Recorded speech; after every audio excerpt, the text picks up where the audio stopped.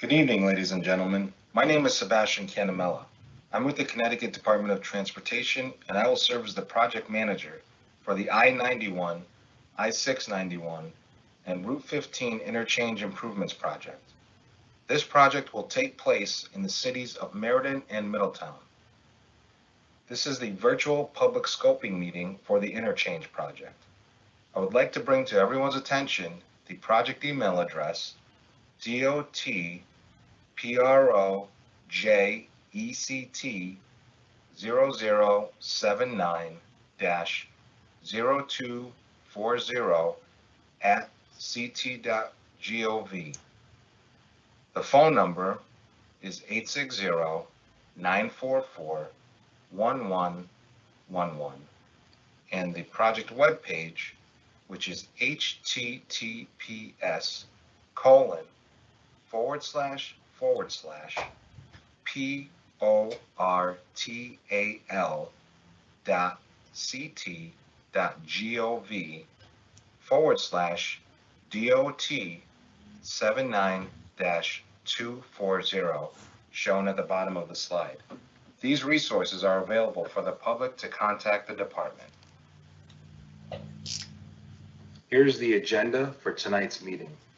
We will introduce the project team, discuss the virtual meeting platform, go through the formal presentation that discusses the SEPA process, project overview, design alternatives, interchange reconfiguration, and project schedule. We will wrap up the meeting with a question and answer session.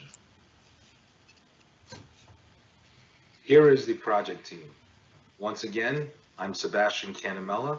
I will serve as the project manager on behalf of the department.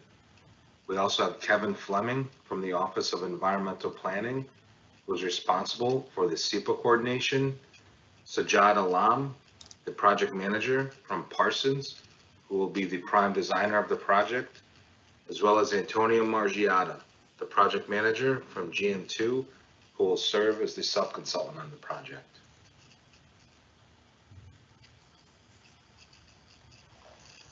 This virtual meeting has a recorded presentation portion, as well as a live question and answer session. The recording will be posted on the department website. Individuals with limited internet access can listen in to the meeting by telephone at 888-989-9724 and utilizing the participant code 589-1744. During the live question and answer session, you may email questions to dotproj.ect0079-0240@ct.gov or call 860-944-1111. Be sure to reference Project 79-240 in your voicemail. You may also use the MS Teams chat to ask questions. The moderator will post the questions on the MS Teams platform.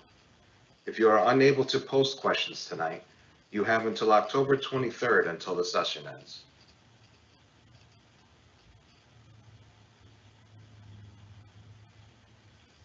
I will now demonstrate how to post questions during the live Q&A session.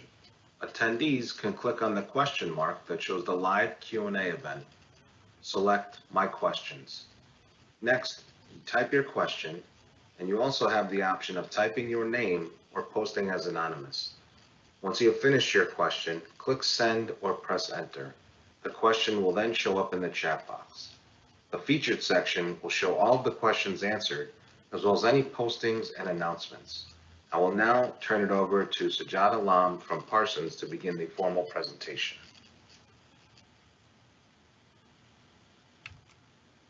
Thank you, Sebastian. Hi, I'm Sajjad Alam, Parsons Project Manager for this project. In the following slides, I will go over the key elements of the Connecticut environmental policy process, often referred to as the SEPA process, followed by an overview of the project needs and proposed improvements.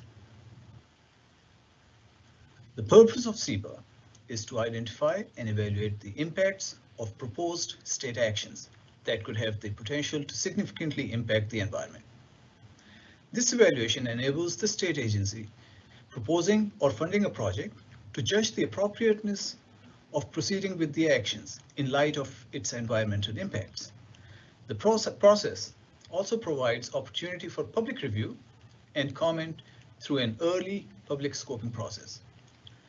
The process typically starts for the public with a scoping notice that is published in the Environmental Monitor section of the Council on Environmental Quality's website, followed by a public scoping meeting. During the scoping meeting, an overview of the project is provided and feedback from the public and interested agencies is gathered. During the SEPA process, our team will continue to assess potential direct, indirect, and cumulative impacts on a wide range of environmental resources, including physical, natural, and socioeconomic resources. In the SEPA process, the project is currently at the project scoping stage. This will be followed by a review of all the feedback and comments received from the public and relevant agencies. If, after the review of the feedback, the project is determined to warrant an environmental impact evaluation, then an EIE will be conducted in accordance with the SEPA regulations.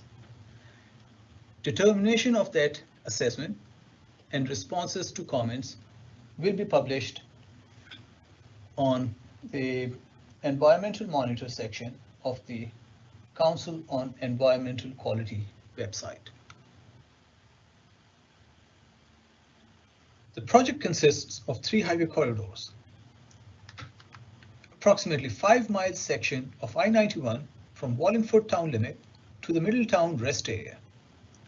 About 2 miles of Route 15 between Miller Avenue and Baldwin Avenue, and approximately 2 miles of I-691 and Route 66 between Preston Avenue and Broad Street. The proposed improvements on I-91 corridor also include resurfacing of the existing highway between Wallingford town limit and exit 16. Our team has performed extensive traffic assessment for the existing highway network, including the anticipated traffic conditions in the design years of 2051.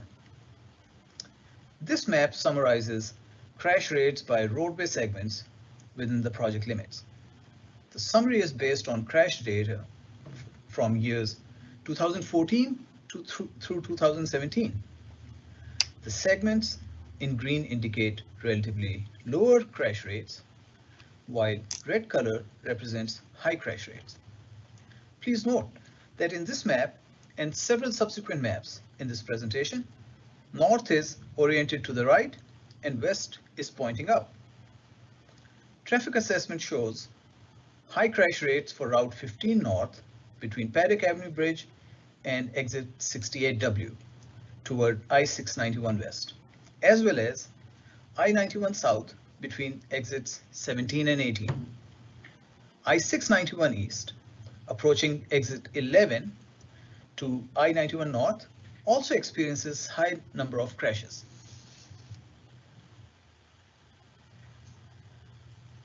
Consistent with those high crash locations, the same highway segments also have some of the worst traffic delays. Red color on this map indicates highway segments with level of service F, which essentially means stop and go traffic during peak hours. Green indicates free flow traffic condition, while yellow and orange reflect increased congestion on highway. As you can see, the main corridors for Route 15 and I-91 south between exit 17 and 18 experience extensive traffic delays. The primary purpose of this project is to improve traffic safety and reduce congestion and travel time. During the preliminary engineering phase of the project, several improvement alternatives have been considered. The alternatives include a no-build scenario required by the SEPA process, and also 4 comprehensive improvement solutions that involve complete reconfiguration of the interchange. We have also assessed over 20 incremental improvements that focus on specific safety or operational deficiencies. The key goals established to assess feasibility of improvement alternatives include improvement of sight distance, traffic weaving lengths, and acceleration, deceleration lengths, which impact safety, roadway and ramp configuration to enhance capacity and minimize motorist confusion, enhance ramp layout and spacing, minimization of right-of-way requirements, and minimization of impact to natural resources. Minimization of impacts to wetlands within the project limits was a critical element during the development of the improvement alternatives. 4 potential solutions for comprehensive reconfiguration of interchanges within the project limits have been considered. The first full build solution includes I-91 southbound express lanes with collector distributor roads in both north and south directions. This solution will reduce traffic conflicts between Route 15 and I-91, especially for the northbound traffic. The second solution consists of separating Route 15 and I-91 so that Route 15 no longer straddles I-91. The highway corridors will be reconfigured such that I-91 north and south are bundled together on the west side, while Route 15 north and south run next to each other on the east, between East Main Street and I-691. This will reduce the use of left-hand entrance ramps. The third full build solution includes separated Route 15 and I-91, as well as collector distributor roads. And the fourth solution consists of a full directional interchange. Although these alternatives would provide comprehensive reconfiguration of the interchanges, they would also have substantial right-of-way and environmental impacts, as well as high construction costs. Therefore, our team carefully assessed the project data to identify high priority needs and developed targeted solutions to address those needs. Traffic and safety analysis has helped us identify 5 critical traffic movements from Route 15 north to I-91 north near exit 68 NE, from I-91 south to Route 15 south near exit 17, from Route 15 north to I-691 west at exit 68W, from I-691 east to I-91 north at exit 11, and from I-691 east to Route 15 south at exit 10. Traffic analysis confirms that resolving these bottlenecks will have a system-wide impact and address most of the safety and operational needs of the project. All alternatives have been assessed for their environmental, safety, and financial impacts. They have also been assessed for constructability and independent utility, which means that each project should be independent of the other. In the alternative assessments, the anticipated impacts are classified as nominal improvements or major negative impacts, moderate improvements or impacts, and significant improvements or minor negative impacts. The incremental improvements are grouped into 3 independent projects. State Project 79246, also referred to as the Northbound Improvements Project, include high priority traffic locations for traffic from Route 15 North to I-91 North and Route 15 North to I-691 West. State Project 79240, or Southbound Improvement Project, includes critical location for I-91 South to Route 15 South and I-691 East to Route 15 South. And State Project 79245 includes I-691 East to I-91 North improvements. State Project 79246 includes proposed improvements to I-91 North and Route 15 North. Reconfiguration and widening of several exits, as well as additional travel lanes on I-91 North and Route 15 North will help reduce traffic delays and improve safety. I will now summarize the key improvements proposed under this project. A new 2-lane exit ramp from Route 15 North to I-91 North, south of East Main Street, will reduce traffic congestion on the existing exit 68NE single-lane ramp. This will also allow traffic from East Main Street to safely merge with Route 15 North traffic.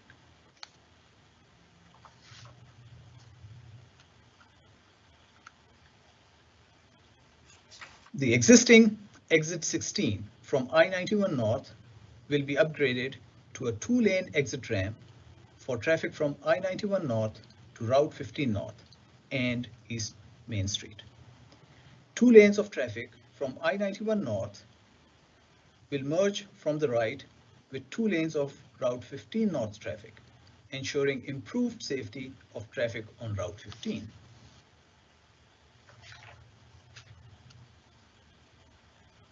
The existing single-lane exit 68W from Route 15 North to I-691 West experiences traffic backup on Route 15 North during the peak hours. This exit will be widened to a 2-lane ramp to accommodate the traffic needs. Paddock Avenue Bridge over Route 15 will be replaced to accommodate the additional travel lanes on Route 15 North and South. Acceleration and deceleration lanes on Route 15 North, I-91 North, and I-691 West will be reconfigured to provide safe traffic viewing distances. The Northbound project will also include resurfacing of I-91 North between Wallingford Town Limit and Exit 16.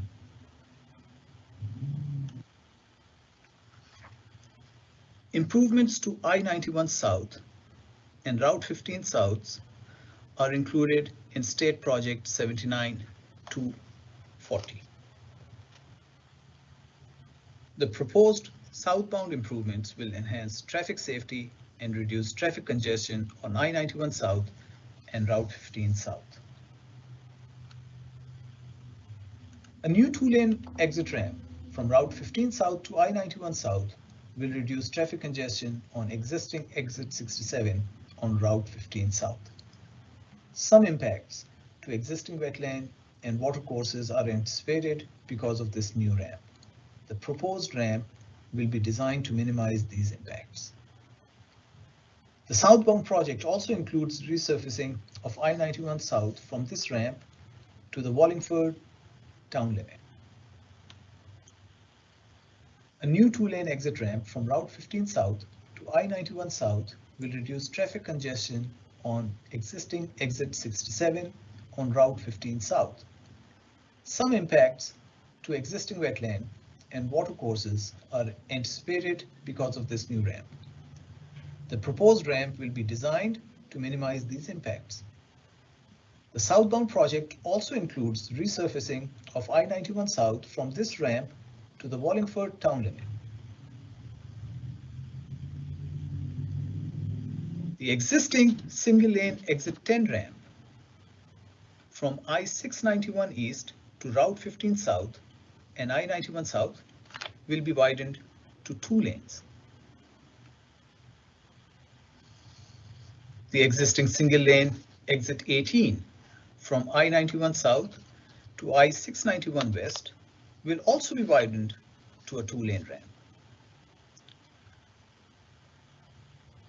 The third set of interchange improvements are included in State Project 79-245, also referred to as I-691 eastbound to I-91 northbound improvements. The proposed changes to the interchange will improve traffic safety of traffic from I-691 east to I-91 north, as well as traffic on I-91 north all the way to the rest area at the top of the hill. This will be achieved by widening the existing single-lane exit 11 to a 2-lane ramp to meet the projected traffic demand. An additional lane on I-91 north from this interchange to the rest area at the top of the hill will relieve traffic congestion caused by a steep grade up the hill. We have conducted extensive traffic modeling and analysis to evaluate benefits of the proposed improvements.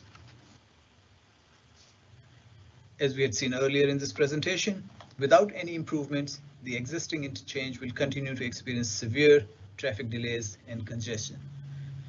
The segments in red indicate very extensive delays on the highway network. With the proposed improvement, the motorists will be able to travel through the interchanges safely and efficiently. Green and yellow on this figure represent acceptable traffic flow, which is level of service D. And our traffic analysis for year 2051 confirms that all corridors will maintain the desired level of service. Project schedule. Design approval for State Project 79-245, the I-691 eastbound to I-91 northbound improvements, is anticipated in February 2022, and construction is planned to be completed in April 2025. For Project 79-240 and 79-246, the southbound and northbound improvement projects, the final design will be completed in September 2024, and construction will be completed at the end of 2028. With that, I hand the presentation back to Sebastian. Thank you. Thank you, Sajjad. This is Sebastian Canamella from the Department of Transportation. That was the end of the formal presentation. I would like to remind everyone that comments may be submitted tonight as well as throughout the comment period, which ends on October 23rd. Comments may be submitted either to Kevin Fleming in the Office of Environmental Planning via the email address dotplanning@ct.gov,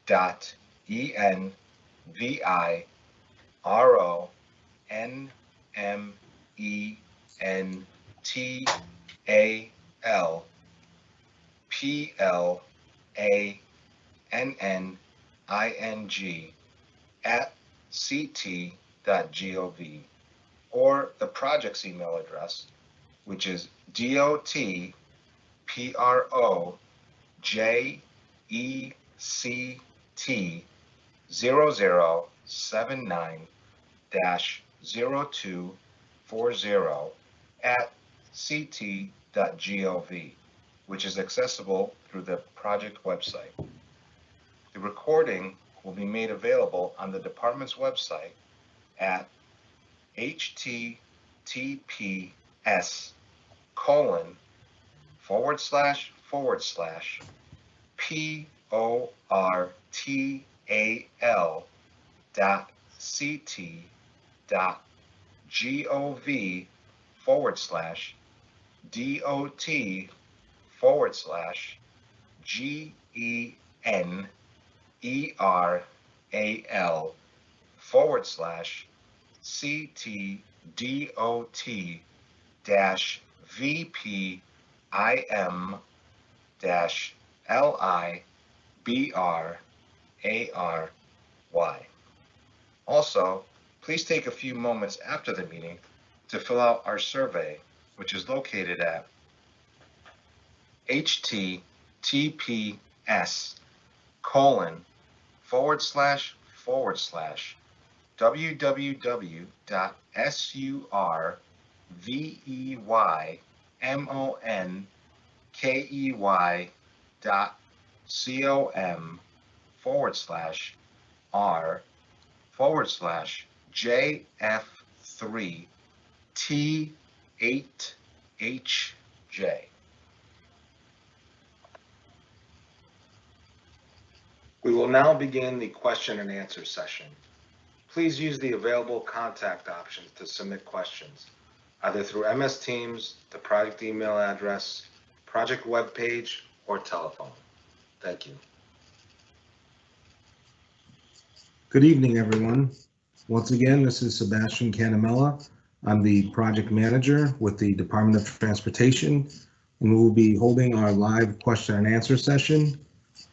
Once again, I'd like to remind everyone the available options to use the MS Teams chat, our email, which is dotproject079-0240@ct.gov, and our phone number, which is 860-944-1111. So we have the first question that has come in. I'm going to read it aloud. We live on Medicom Drive, and the highway is directly behind us. This reconfiguration of I-691 will drastically increase the noise level we will have to deal with. Over the years, vegetation has been removed that has buffered us from the noise. Again, this planned project will adversely affect our noise level beyond present conditions. I would like to see a barrier put up to buffer the added noise to decrease the hardship on our part. Sajjad, would you like to address this question? Sure, sir. So during the preliminary engineering phase, a noise model has been developed and validated based on the actual field noise measurements at key locations. In the next phase, that'll be the preliminary design phase, the design team will conduct noise studies for the proposed improvements to determine requirements for noise walls. So as we move forward, we will make that assessment. Thank you, Sajjad. I would like to also point out that we have the department's project webpage that contains a lot of useful information, including the project description, project plans, and project location maps.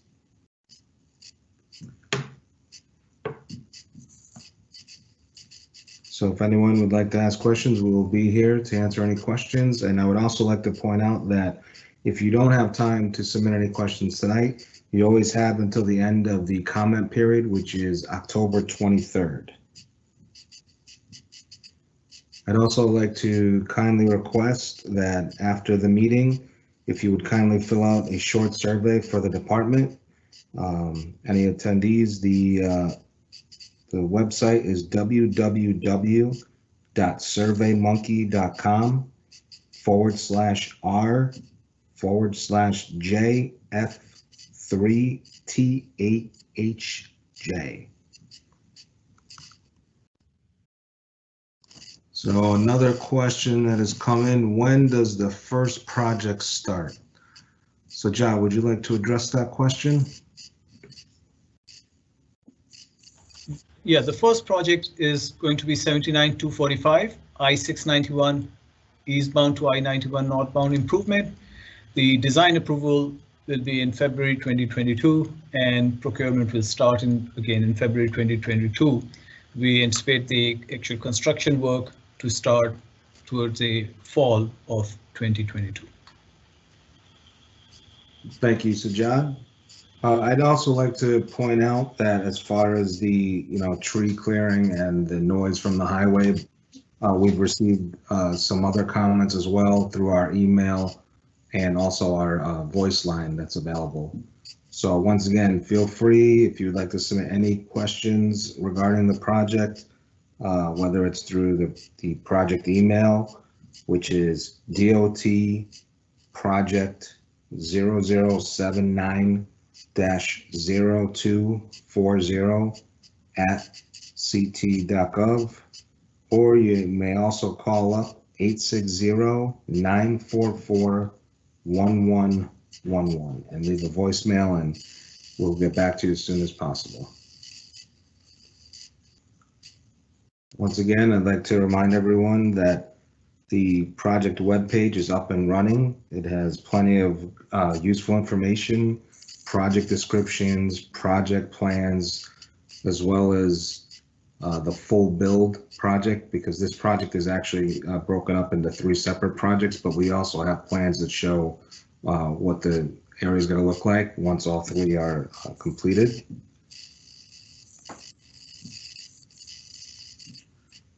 Another question that came in: will there be any right-of-way impacts due to the projects? Tony, would you like to address this question? Sure. Thank you, Seb. Again, Tony Margiano with GM2 Associates.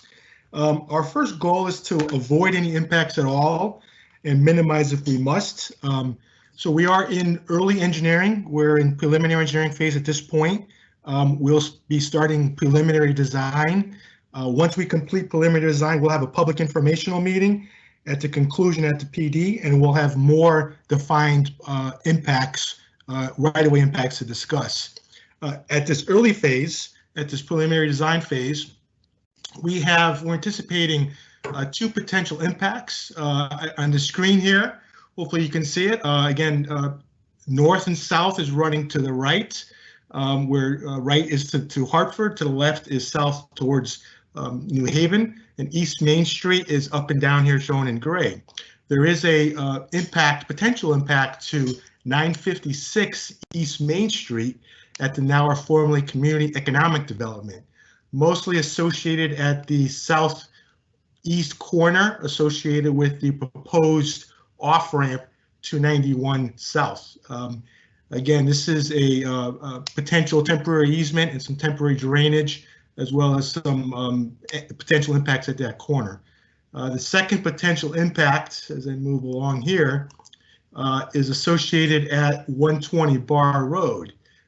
Again, you can see here this crosshatched area. There is a potential impact for this proposed ramp to Route 15, and the hatched area shows the potential temporary drainage easement associated with this proposed construction. We are looking at retaining walls, again, to minimize any right-of-way impacts. But I do want to point out we are only at the preliminary engineering phase, 10%. At the conclusion of preliminary design, we'll have a full public informational meeting where the DOT will discuss a little bit more with the individual property owners the process for these potential impacts. At this point, I'll turn it back to you, Sid. Thank you, Tony. While you're there, actually, we had another question that, if you don't mind going back, discussing the potential wetland and watercourse impacts. And I believe most of those are going to be in the area you just discussed. So if Tony, you wouldn't mind following up on that? Absolutely. Thank you, Seb. Hopefully you can see on the screen here.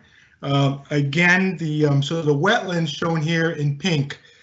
So we delineated and flagged and mapped the wetlands. It was flagged by a Connecticut certified soil scientist. It included them reviewing the National Wetland Inventory, the Connecticut Deep Hydric Soils and Inland Wetland Soils Log, and then finally through direct observation and soil augering in the field. So as Sujata pointed out earlier, there are 12 separate areas of wetlands, mostly associated with the upland areas of the Willowbrook and Spoonshot Brook Basin. The wetlands are primarily classified as riverine floodplains and some forested wetlands through this corridor. So again, our goal is to avoid any wetlands, minimize if we need to through use of retaining walls to minimize filling in the wetlands, and finally through mitigation if we need to. Again, we are early in preliminary engineering. We are anticipating some impacts.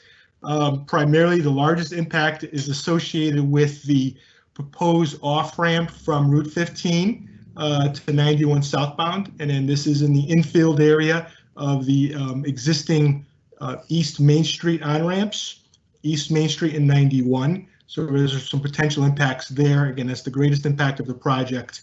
And then there are some sliver impacts throughout the corridor. But at this point, again, our goal is to avoid, minimize, and mitigate if we must. Back to you, Seb.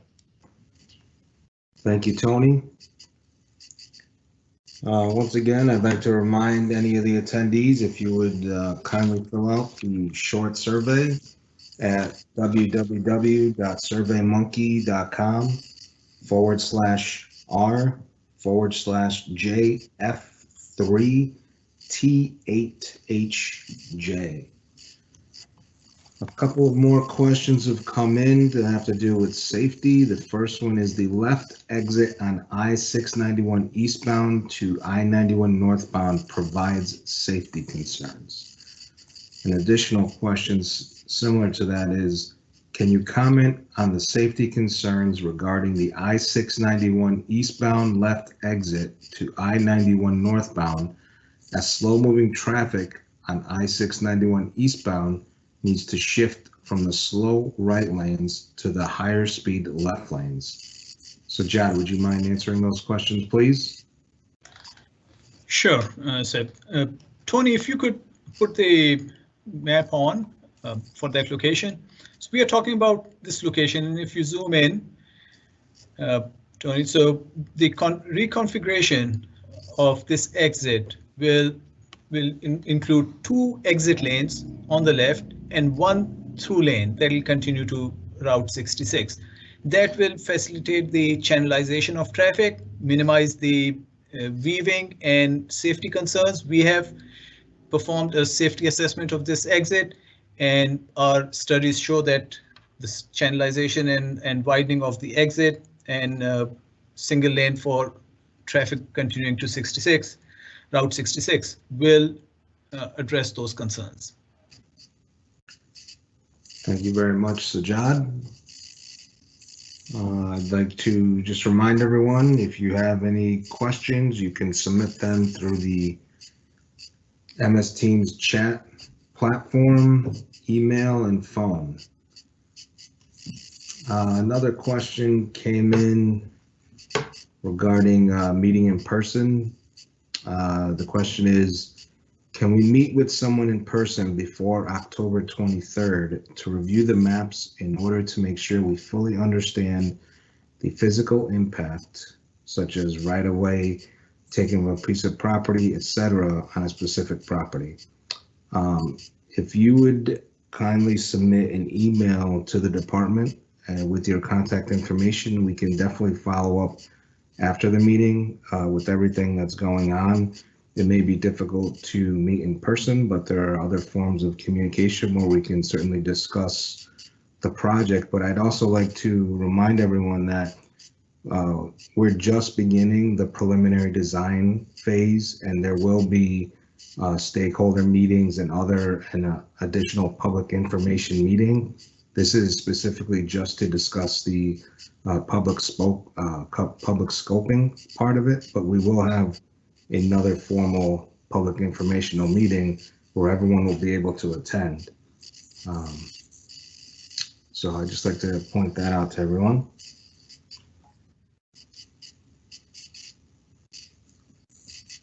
Another question that has come in, has funding been secured for the project? I could take that question. The department does have a 5-year capital plan, and this project has been included in that plan. Right now, the design phase is funded with state funds, and it is anticipated that the construction phase will be included as federal and state funds. But however, with all the budget issues that are going on, these projects are all subject to available funding. So, if there's ever any issues and, funding is an issue, then, it always has the chance that it might not go through. But as of this point right now, it is on the 5-year capital plan. Thank you. So once again, I'd like to remind everyone about the project webpage that contains a lot of useful information. We have the project description, project plans, project location maps, as well as the full build plans. And that project email, once again, is DOT project 0079-0240 at ct.gov. I would also like to, remind everyone again, there seems to be a lot of questions regarding, the noise walls and other sound, sound abatement. We are still just in the early stages of the preliminary design, and the department will be conducting a formal noise analysis and taking readings and following through with that to determine what noise measures could be taken as part of the project. I'd like to remind everyone that if you don't have time to submit a question tonight, you have until the end of the comment period, which is October 23rd. Another question that came in regarding noise, which is very popular tonight. The question is, residents of the Winding Brook Townhouse Association have found at least 10 residences where the level today exceeds the threshold of 66 decibels. Can you please enumerate what measures are available to reduce this noise, as well as provide a visual buffer? What exactly are the criteria for feasibility of mitigation measures? So John, would you like to address that question? Sure. So yes, Seb, as you had said earlier, we are in a very early stage of the design. We are just wrapping up the preliminary engineering, which is about 10% design, and starting the 30% design. So as we go through the preliminary design phase, we are going to conduct, our team will conduct a noise study, which includes actual field noise measurements at key locations, and then finalization of the noise model. And based on that study, we will determine the requirements for noise walls and make sure that the noise wall comply with the Department of Transportation's traffic noise abatement policy for projects funded by the Federal Highway Administration.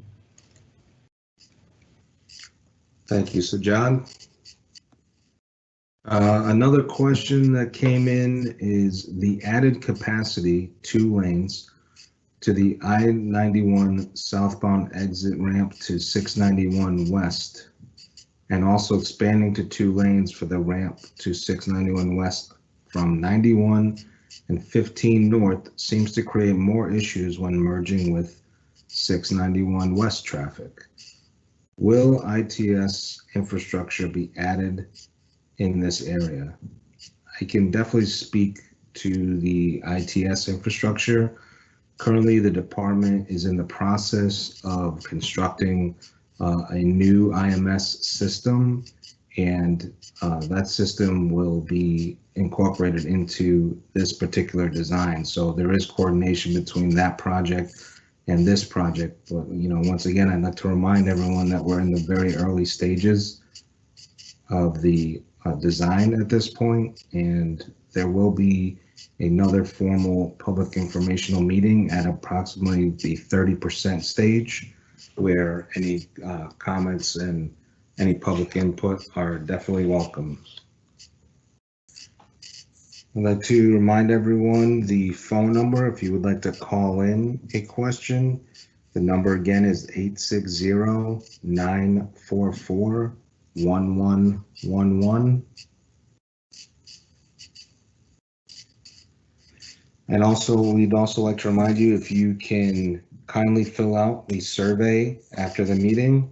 Once again, it's www.surveymonkey.com/r/JF3T8HJ. Next question that has come in.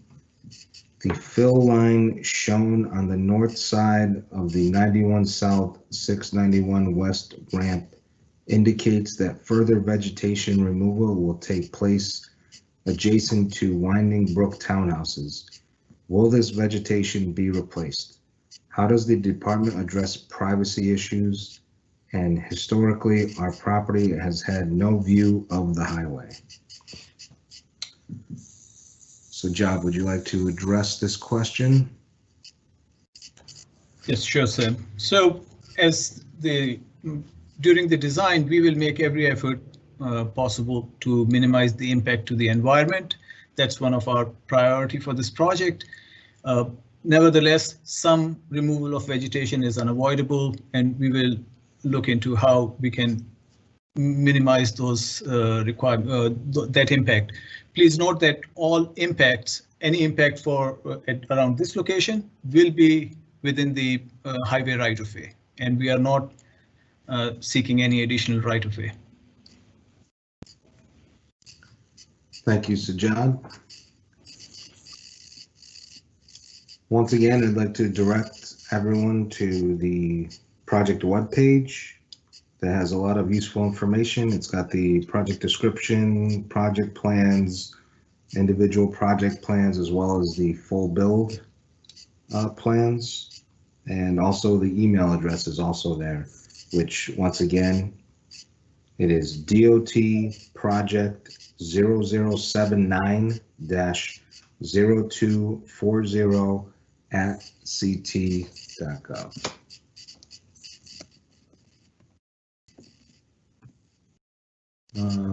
Going back to a part of the question, just to make sure that it was clearly defined. The first part of the question was regarding the added capacity to the 91 southbound exit ramp to 691 west and expanding to 2 lanes for the ramp to 691 west from 91 and 15 north seems to create more issues when merging with 691 west traffic. Tony, would you like to address that question? So on the screen, you should be seeing 91 southbound in exit 18. As we discussed, exit 18 will be widened to 2 lanes for the added capacity required in the future. Route 66 will be reduced to 1 lane due to capacity needs. So again, 2 lanes from exit 18, merging with 1 lane of Route 66. We discussed the exit from 91 and 15 will be widened to 2 lanes. We'll be merging again with 2 lanes from 691, and that will require approximately a couple thousand feet of additional widening all the way to Broad Street for that, providing that proper weaving distance. So with that distance associated, again, between the merging and Broad Street is adequate for the additional capacity we're proposing for both exit 18 and the exit from 91 and 15. Back to you, Seb. Thank you, Tony. Once again, if you'd like to call in a question, the phone number is 860-944-1111. And we also have the DOT project email, which is dotproject007-9-0240@ct.gov. Next question. It appears that all the projects will be performed via the conventional design bid build method in lieu of design build. Is this the department's intent? I could take that question.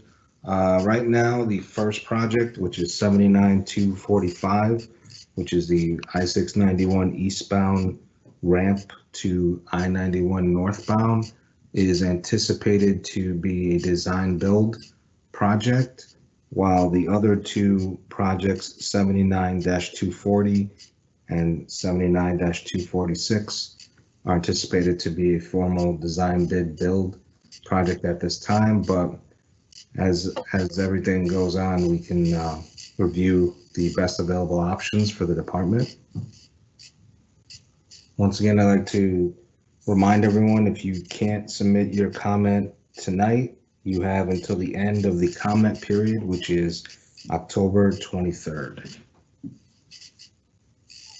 The next question, what is the cost of all 3 projects? Sajad, would you like to take this question? Sure, Seb. So these projects are presently in the PE phase. Estimated costs will be performed in the design development as we move forward with the preliminary design and then subsequently the final design. At this time, the estimated cost for 79-240, which is the southbound, is 145 million. 79-245, which is the 691 eastbound to 91 northbound, is 45 million, and 79-246, which is the northbound project, is 110 million. Thank you, Sajad.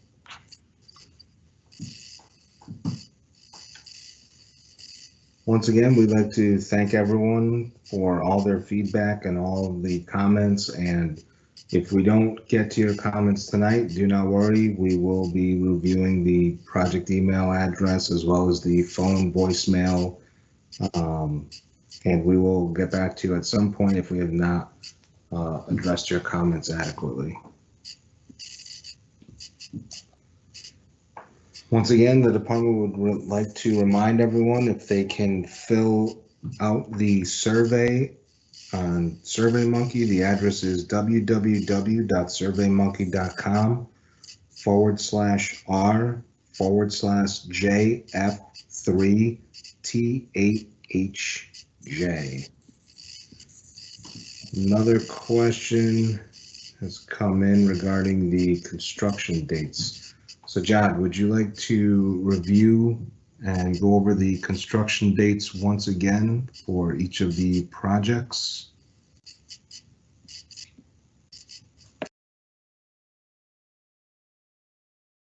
Yes. So the anticipated construction dates for I-691 to I-91 northbound, the design is anticipated to be approved in February 2022, construction to start in fall 2022, and completion in early 2025. And for the other two projects, 79-240 and 79-246, the southbound and northbound improvements projects, the construction start is anticipated in April 2025 and completion in December 2028.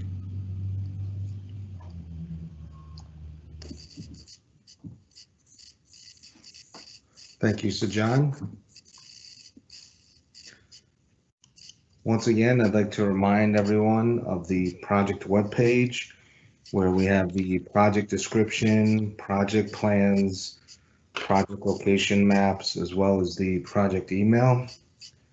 Once again, the project email is dotproject0079-0240@ct.gov. Next question that has come in. I-91 by Medicom is posted at 50 miles per hour. Will the posted speed be increased with the upgrade, and will safety be improved? So, Jab, would you like to take this question? Sure, Sam. Tony, if you would please share the map for that location. The posted speed for I-91, both northbound and southbound, will be 65. The lanes will be reconfigured, and we believe that that safety will improve for a variety of reasons. One, the delays and the stop and go traffic condition that currently exists will be relieved, as well as the weaving, because motorists have to shift several lanes to take exits.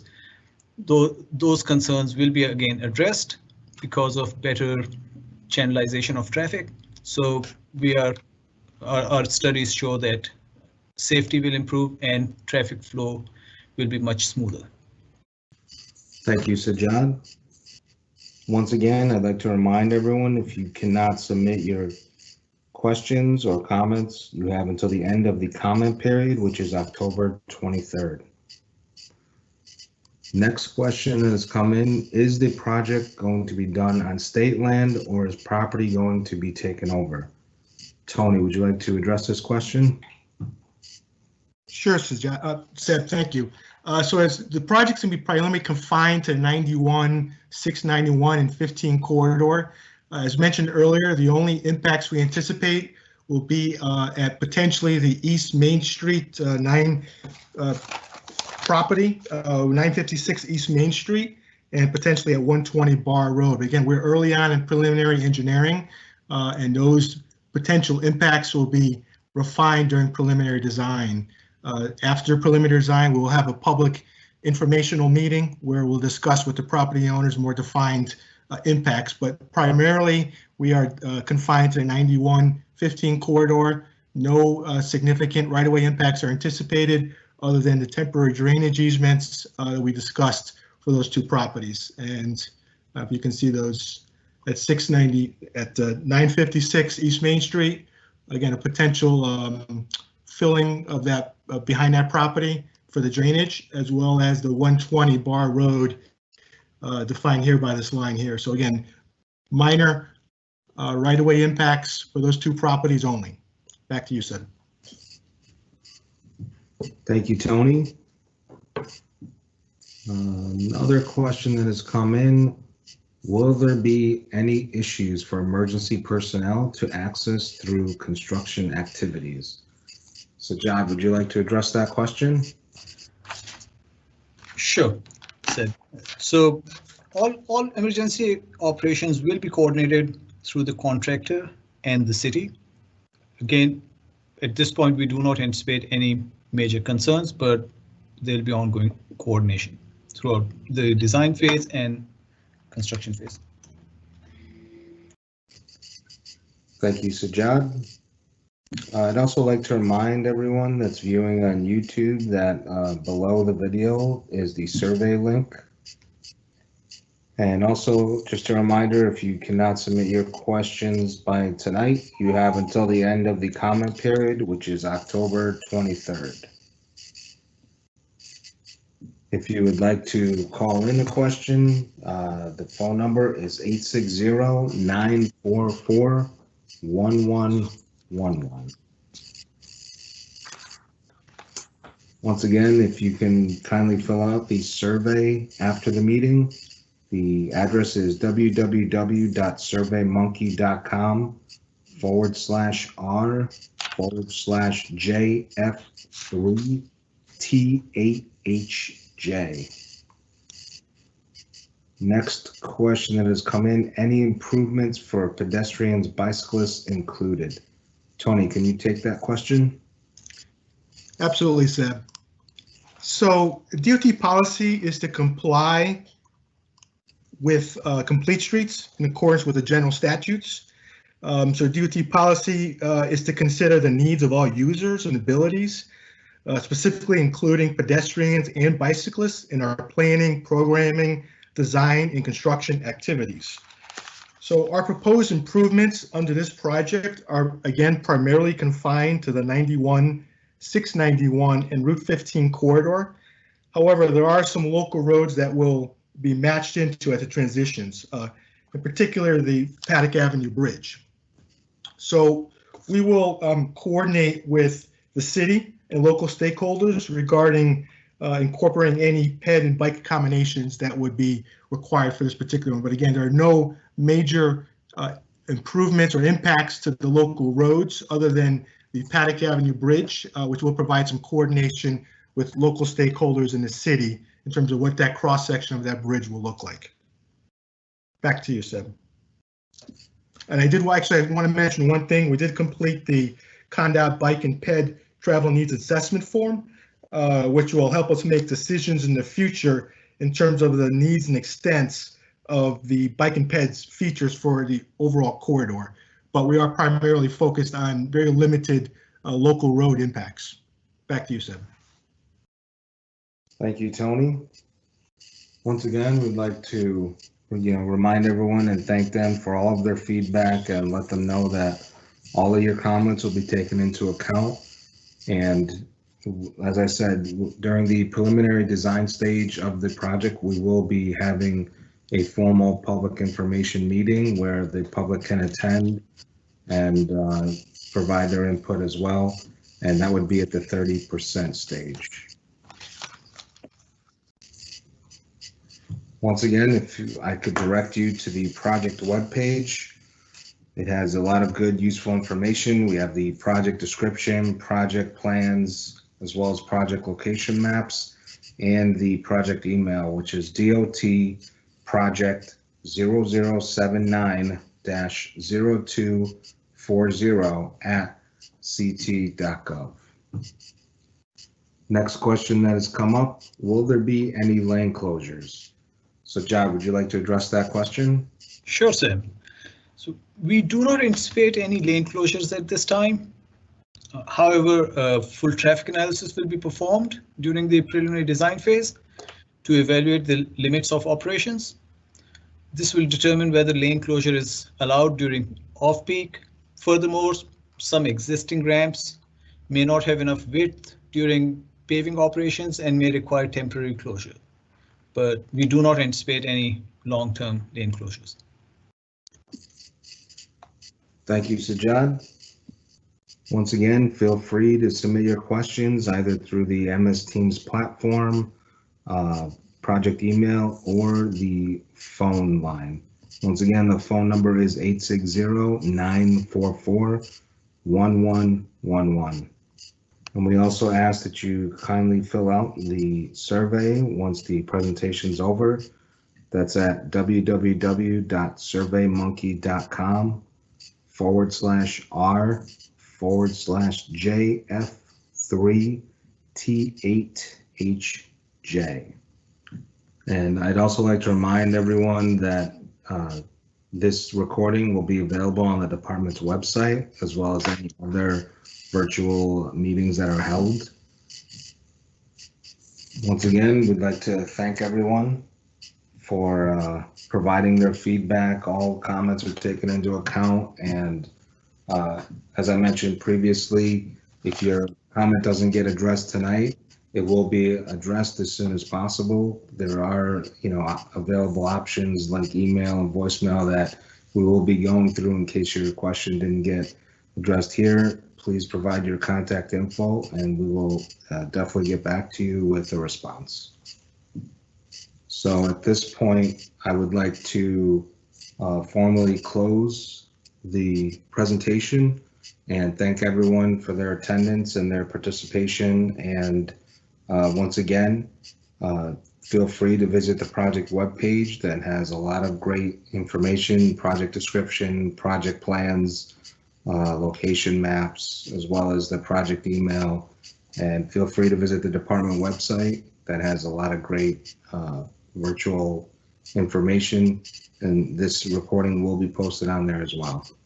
And finally, once again, if you could kindly fill out the survey after the presentation, it's www.surveymonkey.com/R/JF3T8HJ.